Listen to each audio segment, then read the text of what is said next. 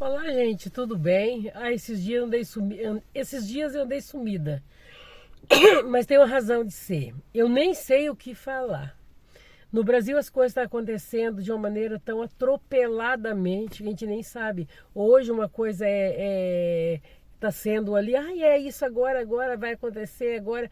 Daqui a minutos o negócio muda de situação e você não sabe nada. A gente fica numa situação sem saber o que pensar, o que falar. E agora eu vim para o trabalho, pensando assim, meu Deus, tem misericórdia, o que vai acontecer? A gente não sabe nem o que falar, mas só pedir a Deus. Pedir a Deus que tire o coração de pedra dos homens que estão sentados lá naquela cadeira, né? Que comanda tudo. Que tire o coração de pedra do coração que tinha coração de carne, agora coração de pedra, dessas pessoas que acham que são donas do nosso país. Então a gente está numa situação tão difícil, tão complicada, e a gente não sabe o que dizer, não sabemos o que falar. Estamos começando mais uma semana, mais uma segunda-feira com a presença de Deus, com a graça de Deus, uma segunda-feira que a gente quer a unção de Deus, a gente quer que Deus estenda a mão dele poderosa sobre nossas vidas nessa segunda-feira. É isso que a gente está pedindo que Deus abençoe, que Deus entre com a providência lá na presidência da República, que Deus entre com a providência no legislativo, no executivo, no judiciário. Nós sabemos que eles estão invadindo poderes, nós sabemos que o Senado está ficando sem poder nenhum, estão acovardados. E também uma coisa que eu percebi, cadê os cristãos, cadê os crentes que se dizem cristãos? Quem que eu estou vendo lá defendendo é uma minoria. O Magno Malta, que é um homem corajoso, que Deus abençoe ele, que segure ele das potentes e poderosas mãos de Deus. O que nós vemos? Marcel Van Hatter, o Cleitinho, o Gustavo Gayer, Marcos Feliciano às vezes aparece defendendo essa situação. Mas, gente, cadê o resto? Tem bastante evangélico. Não vejo ninguém, não vejo o povo se manifestando. Sempre são os mesmos. Marcel Van Hatter, não sei se ele é crente, mas eu acho que ele é católico. Mas é cristão e é um homem, um jovem, meu Deus, abençoadíssimo. Uma pessoa que está defendendo a nação. Tá sofrendo represálias por isso. Tem muita gente que não está defendendo porque está com medo. Medo de ir preso. Medo de sofrer consequências. Agora eu fico pensando assim, se essas pessoas estão com medo da mão do homem e estão com medo de ser presos, estão com medo... E quando for o momento do anticristo reinar, que o anticristo vai dizer, você nega Jesus ou você morre. Como que vai ser dessas pessoas? Se agora, num momento tão humano, num momento tão de política, eles não conseguem se posicionar de medo de ser preso, e quando for de verdade mesmo que o anticristo vier e quiser pressionar para ele negar o nosso Deus verdadeiro, como que será? Agora estão negando uma ideologia. Nós somos da direita, defendemos a direita, queremos o nosso país livre, queremos que tire os tiranos que infelizmente estão sentados no poder, estão mamando lá no Brasil e não deixam, estão tirando o dinheiro dos pobres, estão comendo o dinheiro dos aposentados, estão destruindo a nossa nação. Esse povo não consegue se posicionar. E quando o anticristo reinar? Quando o anticristo colocar na parede e disser assim, ou você nega o teu Deus, ou você morre, ou você não vai comer, teus filhos não vão ter o que comer, vão passar fome, porque se você for a favor de nós, você tem tudo, vai ter crédito bancário. Se você for pegar e ficar do nosso lado, nós vamos te dar, você vai ter comida, você vai ter emprego, você vai ter uma posição de relevância, você vai ser líder de alguma coisa, as promessas virão e essa pessoa vai fazer o quê? Vai aceitar? E o que está acontecendo hoje é um teste para ver quem realmente serve a Deus e quem não serve. Não é que política e religião não se mistura, gente. Tudo que nós comemos, tudo que vestimos, tudo isso é política. Tudo vem se uma pessoa acha que por ela não querer saber de política, a política vai ir bem, ela está super enganada. Porque se ela não decidir, ela vai deixar na mão daquele que decide. Se ela não gostar de falar de política, ela vai deixar na mão de quem gosta de falar. E eles vão fazer tudo torto, tudo errado. Eles vão meter a mão no teu bolso, eles vão estragar a nossa vida. Eles já estão estragando o nosso país, estão inventando leis absurdas.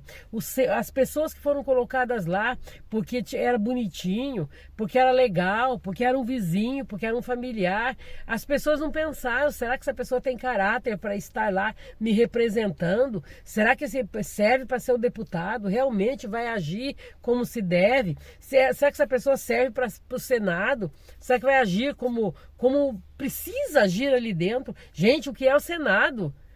A pessoa votou o quê num qualquer, e depois estamos vendo essas aberrações.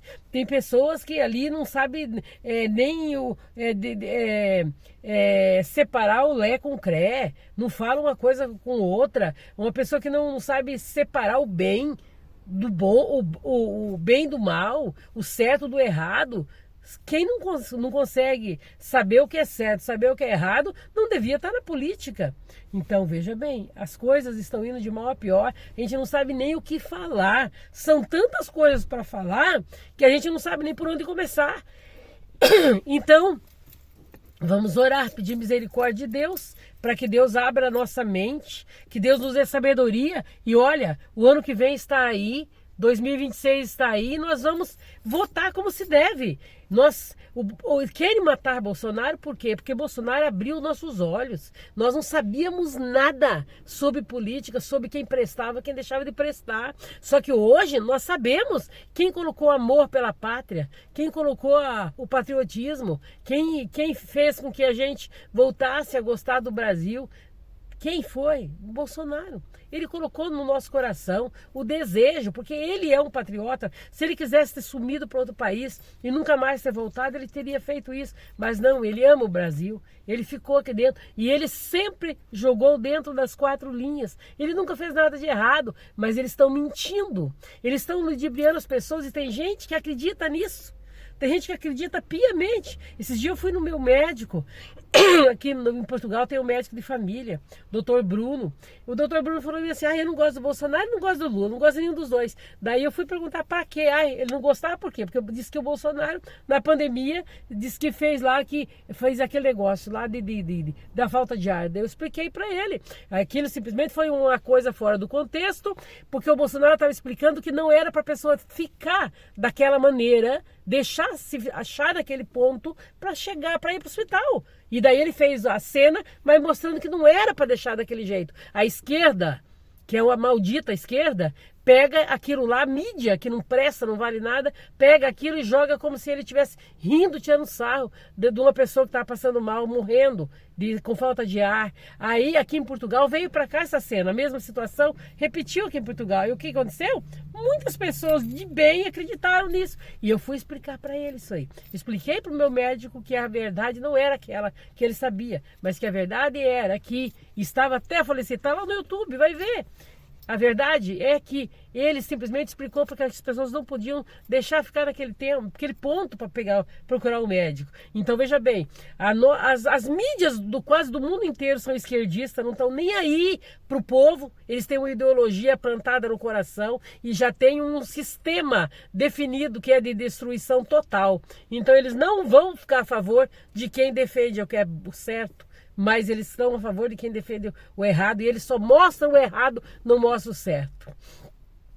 Nós temos que combater esse tipo de situação. Temos que mostrar para esse povo quem é realmente que falou a verdade, quem fez coisa errada e quem fez coisa certa. O Lula andou pegando muitas obras que Bolsonaro fez e disse que foi ele que fez. E a transposição do Rio São Francisco, quando o Bolsonaro fez aquela situação, aquele trabalho maravilhoso lá, o que aconteceu? O Lula vai e diz que foi ele que fez, que o Bolsonaro não fez nada, e ainda por cima pega e diz que Deus deu a seca lá porque sabia que ele ia abrir o Rio São Francisco. Olha que ponto a mente doentia chega. E tem gente que acreditou nisso. E daí o que aconteceu? Agora voltou lá naquele lugar, voltou o povo ficar sem água novamente, porque eles fecharam a comporta. Então, gente, as coisas são escancaradas, só que ninguém vê, não quer ver. Aquele que não quer ver. O pior cego, já dizia um ditado, né? O pior cego é aquele que não quer ver.